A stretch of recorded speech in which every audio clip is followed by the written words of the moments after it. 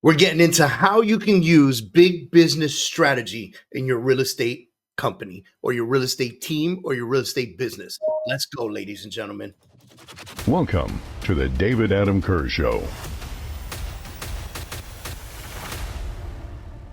Sweet, sweet, sweet. Welcome back to the David Adam Kurz Show. Very grateful to have you guys here. Today, we're going to be diving into the strategies of America's top 5 richest companies to uncover some valuable lessons that real estate professionals can apply in their businesses, understanding what drives the success of these companies and what these giants can offer as insight to our own practices in the real estate industry. I thought this was a really cool thing because I started thinking about all the stuff that's happening in the world right now, the attention that a lot of the big mega companies are getting, especially in the political sector.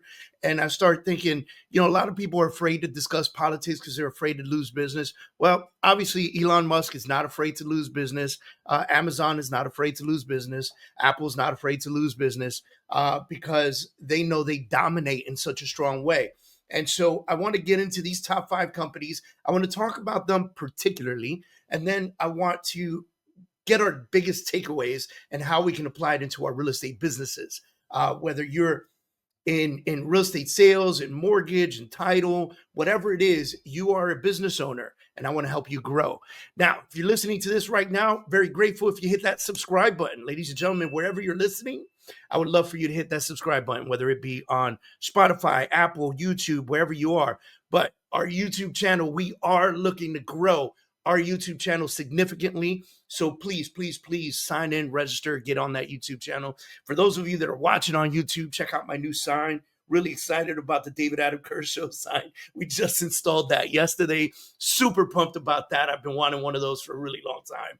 Just never had the chance to sit down and think about what I wanted it to look like. I think it looks perfect. I hope you guys like it as much as I do. All right.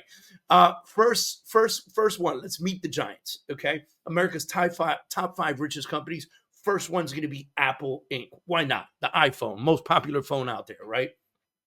CEO is Tim Cook. And let's talk about Tim Cook's leadership style. So Tim Cook emphasizes operational excellence and collaborative approach.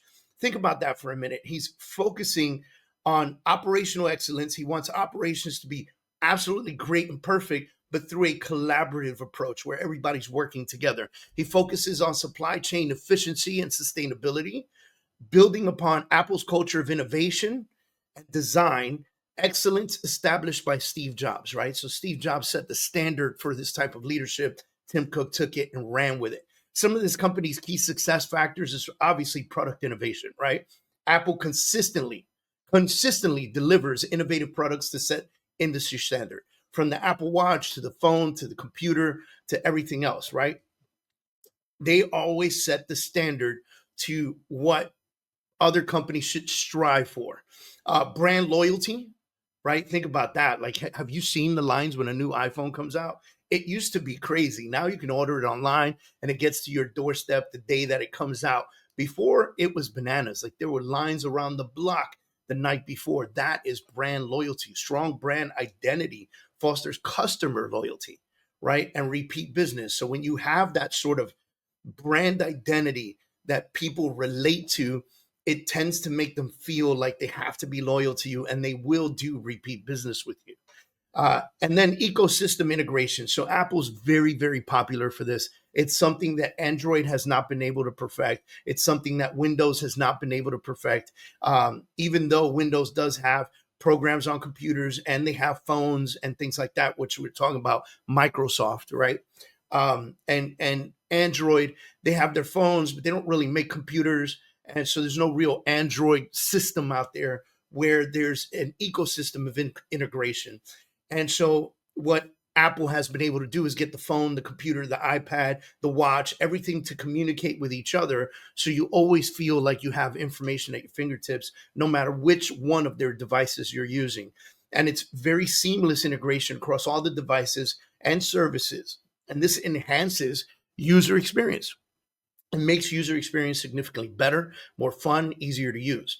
Now we'll get into Microsoft. So Microsoft CEO is Satya Nadella. Okay, Satya adopts a transformative leadership approach, promoting a growth mindset and fostering innovation. He encourages collaboration and has shifted Microsoft's focus towards cloud computing and AI. So he's taken Microsoft and said, look, we've done these heavy programs long enough. Let's start focusing on cloud computing. Let's start focusing on AI technology, right? Some of the key factors that this company really holds the candle lit is cloud computing dominance, right? So Microsoft's Azure has become the leading cloud service provider, period, in the story.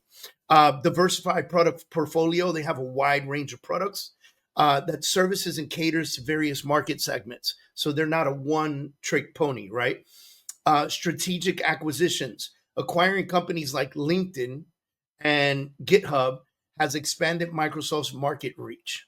Okay, so they've bought and purchased companies that has helped them expand into other markets, has helped them reach more people. And if you understand why they would buy a company like LinkedIn, think about the amount of data that LinkedIn has about people, names, phone numbers, email addresses, job history, right? And I'm sure that Microsoft can sit down and use their AI to create an algorithm that'll tell them which one of these people at which one of these jobs would more than likely use one of their products. And then they can market that product to that segment of people. NVIDIA Corporation, which is an AI and GPU corporation, obviously without their GPUs, their graphics processing units, AI technology is kind of in a bind. You need these guys for AI. So Jensen Huang is the CEO, and he's known for his visionary leadership, driving innovation in graphic processing units, those GPUs, and AI technologies. He fosters a culture of continuous improvement and technological advancement. So he's encouraging his staff, his people, to push forward and to build better and to create more advancement and just keep pushing as far as we can, right? Key success factors for this company. Obviously, NVIDIA's GPUs are integral to AI technology and machine learning applications. Okay, it's a necessary thing. Strategic partnerships, so they collaborate with tech giants that have expanded NVIDIA's influence big time. Okay, so they're surrounded by the right people, to say the least. And market adaptability, quickly adapting to emerging technologies has kept NVIDIA at the forefront of the tech industry. Number 4, Amazon.com. Who here has not purchased something on Amazon? Shoot, before I started recording this, I purchased 2 things for my office, just kind of looking at my background and seeing what I'm missing, and made a couple decisions on a couple purchases, right? So Andy Jassy is the CEO of Amazon. And he continues Amazon's culture of customer obsession and innovation. So what do they mean by that? He emphasized agility and long-term thinking, building upon Jeff Bezos' foundational principles of understanding how a customer becomes obsessed with using the same system for ease of use, right? Think about how fast you can get something on Amazon. It's almost like I feel like 20 years from now, Amazon, you're going to order something, it's going to show up on your door within seconds. Like, it's just going to be the craziest thing. Like teleportation, I'm sure that Amazon's going to be one of the ones that has their hand in teleportation, just trying to get products from one person to another. Key success factors, customer-centric approach. All they care about is the customer. How can I make this as easy as possible for the customer? Where is the easy button for the customer, right? So they prioritize customer satisfaction and repeat business over everything else. If they are not satisfying the customer at a high level and ensuring repeat business, they will change. They will adjust to make sure that the client always remains number one. And that's a real key factor for Amazon, because that's why people are happy with Amazon. You click a button. You have things in 2 days. You don't like it, easy return. You can drop it off at FedEx, UPS, CVS. Like, there's so many different places you can drop it off, and then you get your money back almost instantly. They let you know if you want to credit it back to your Amazon account or you want it back to your credit card. Like, it is the easiest way to shop for anything. And tremendously enough, and obviously enough, they've put a lot of companies out of business because of that. Logistics excellence, efficient. They probably have one of the most efficient supply chains and delivery systems ever. and they ensure timely delivery. And if they're late, which is very rare, you get the messages, we are so sorry, like we did not deliver on time, et cetera, right? And then diversification, they expanded into cloud computing, AWS, which is other sectors are using it for dependency on retail, right? If you're not familiar with AWS, it's their cloud computing system where they host a lot of information, cloud computers. We were going to use AWS as a backup system source so that we can back up all our files through AWS. It wasn't cost efficient for us, but I'm sure for retailers and big chains like that, you can find efficiency there. And then last but not least, ladies and gentlemen, the Alphabet Company, Alphabet Inc., which is the real name for Google. Okay. CEO is Sundar Pichai. Sundar promotes a democratic leadership style, encouraging innovation and open communication amongst everybody. He focuses on user-centric design and continuous improvement within the company. Key success factors, man, we know what some of these success factors are, right? Search engine dominance, right? Nobody goes Bing it, right? Nobody says that. Everybody says Google it. They made a name for themselves, okay? It used to be very similar to back in the day when Xerox was the king of copies, right? And so people wouldn't say make a copy of this. They would literally say make a Xerox of this. And that's what Google is. Google it and you'll learn. Like, hey, I tell to my kids all the time, hey, how do you know blah, blah, blah? I go, Google it and let's see what it says, right? Which maybe in the future turns into ChatGPT it. I don't know. Google's coming out with their own AI, but let's dig into it. So Google remains the leading search engine globally, period in the story, all over the world, right? Advertising revenue is really big. It has a robust advertising platform that generates significant income for them. They created it and set it up in a way where you and I need to be advertising on Google if we want more business, right? And they have an innovative culture. Their investments in AI and cloud computing and other technologies keep Alphabet super competitive. Okay, so let's get into some of the analyzing the leadership styles of these top companies, and let's reveal some of the common traits that contribute to their success. And I came up with three, right? Number one is visionary leadership. Leaders like Jensen of NVIDIA and Satya of Microsoft articulate clear visions of the future, guiding their companies toward long-term goals. Think about how you could associate that for yourself or for your team or for your brokerage when you think about giving a clear picture, having a clear photo of what the future looks like. That's a big deal, okay? Because if everybody's on board for that future and everybody understands what that future looks like, you're winning at like 1,000,000,000,000 miles an hour, ladies and gentlemen, okay? All right. Second one was adaptability and innovation, right? In the Marine Corps, we used to say, the motto for the Marine Corps, Semper Fi, or Semper Fidelis, which is always faithful. We used to joke and say Semper Gumby, always flexible, right? If you don't know who Gumby is, he was a cartoon character back in the day. He was very flexible. You could stretch him out and move him around. And so we would say Semper Gumby because we would joke and say always flexible, because no matter what the plan was, we had to have a tremendous amount of flexibility to adjust on the spot and adapt and overcome. And so these leaders, they truly embrace change and encourage innovation. They're not stuck in their ways. They see change coming, they adapt. They adapt and overcome, allowing their companies to really stay ahead in a rapidly evolving market. All these companies are in rapidly evolving markets. We're in real estate. We are in a rapidly changing market all the time. Real estate is cyclical and always has a different market standing. And we need to know how to adapt and shift to these things. Customer obsession is number three. A deep commitment to understanding and meeting customer needs is evident, particularly in companies like Amazon and Apple, right? They are creating what the user wants, what the user needs, the user, us. They're creating what we want and what we need. Imagine being able to be obsessed with what your customer wants, right? What your customer needs, what your customer desires, and stop thinking about yourself and your company for a minute and make it about your customer, and let your customers become, or you become obsessed with the outcome that you give them, right? So these big business principles for real estate. Understanding these corporate strategies, obviously, is valuable for real estate professionals.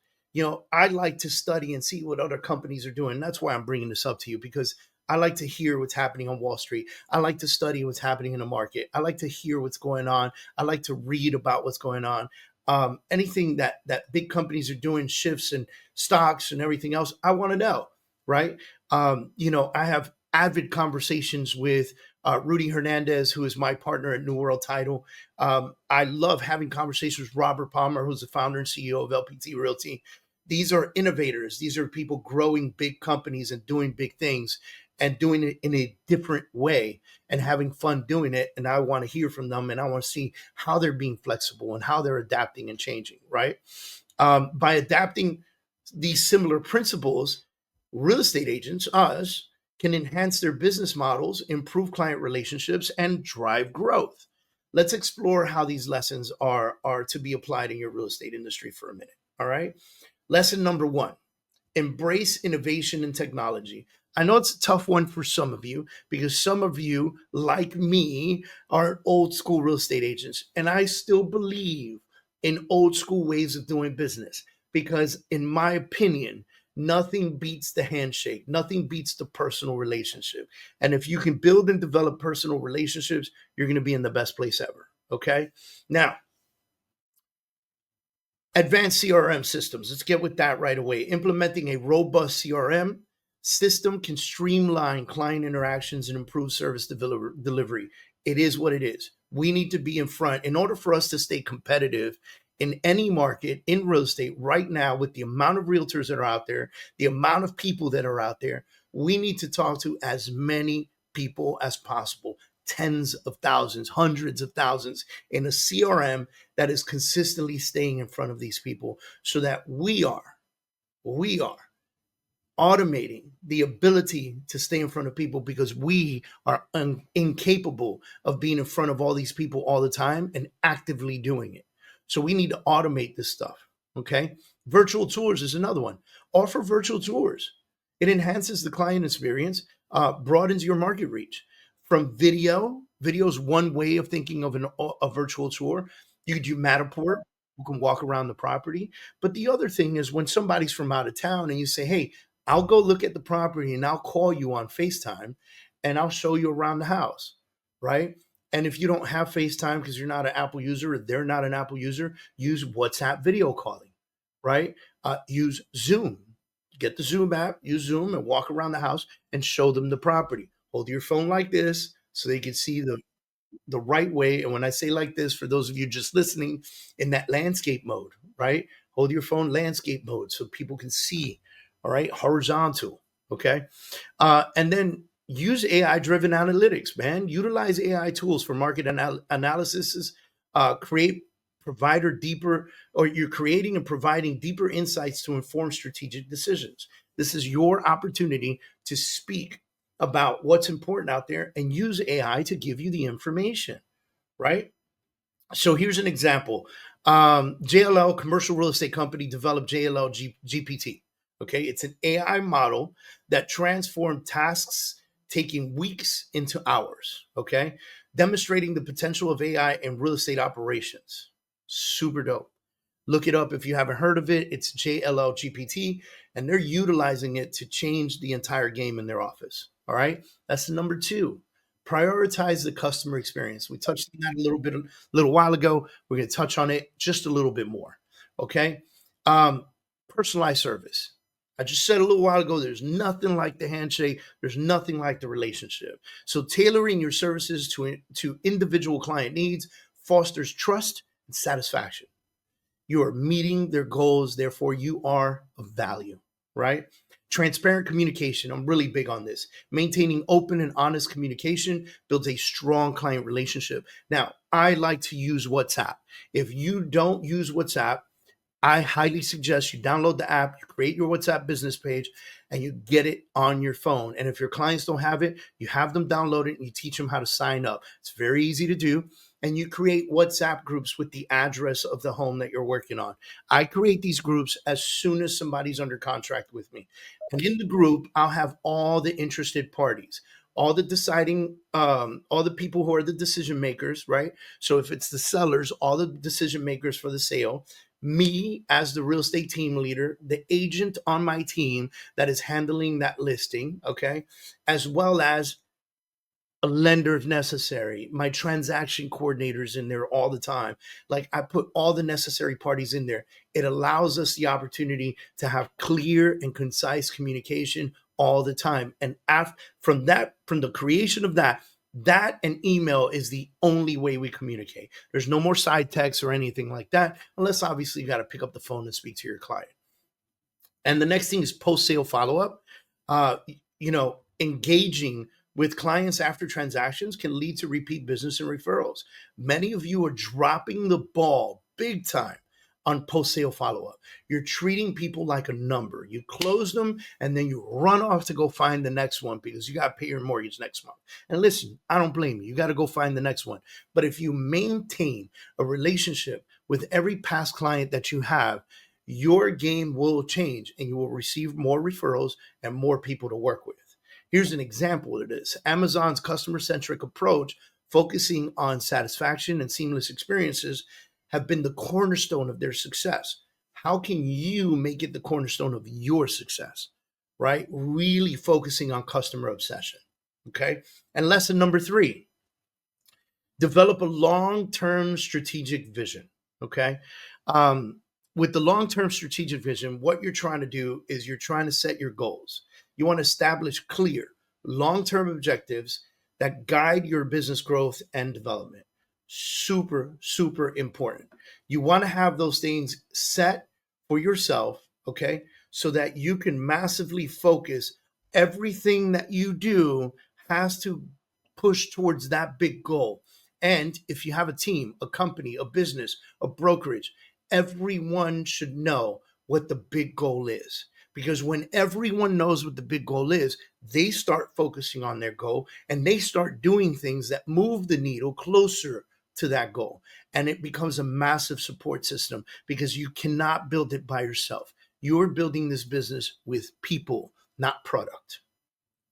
Ladies and gentlemen, thanks for tuning in to the David Adam Kurz Show. I hope this information was extremely helpful to you. If it was, go ahead and make some comments inside the YouTube. Make sure you subscribe. Share this with somebody who needs to hear it. I always say, if you take this and you post it on your social media, on your Facebook or wherever, and you share it with folks because you found it interesting, you say, hey, I found this podcast interesting. I think everybody should watch it. You never know whose life you change because they needed to hear this message at the perfect timing. So share it, subscribe, and stay with us. I'll see you guys on the next podcast. Welcome to the David Adam Kurz Show, ladies and gentlemen.